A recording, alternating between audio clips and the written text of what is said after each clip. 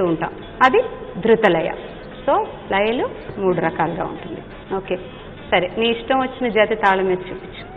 తాం తత్వం తత్వం కీర్తక తరిగిడతాం తాం తత్వం తత్వం కీర్తక తరిగిడతాం తాం కీర్తక తరిగిడతక తత్ తజ్జం తజ్జం జం తరిగిడతాం తరిగిడతాం తరిగిడతాం తత్ తజ్జం తజ్జం జం తదిగినతం తదిగినతం తదిగినతం తత్ తజ్జం తజ్జం జం తద్దీం గినతం తద్దీం గినతం తద్దీం గినతం తత్ తజ్జం తజ్జం జం తద్దీం గిన్నాతం తద్దీం గిన్నాతం తద్దీం గిన్నా తద్దిగినతం తద్దిగినతం తద్దిగినతం.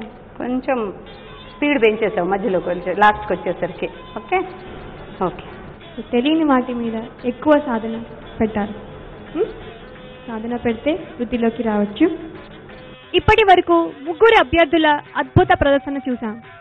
శృతిలయలు కార్యక్రమంలో రాబోయే 4వ అభ్యర్థి మహతి శ్యామల.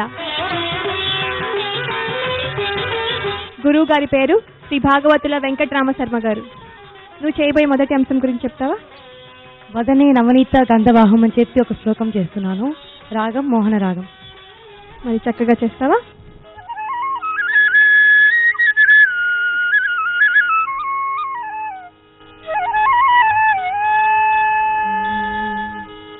వదనే నవనీత గంధవాహం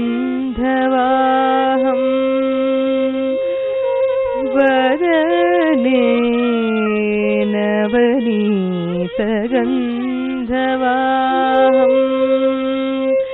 వదనే నవనీత గంధవాహం వదనే నవనీత గంధవాహం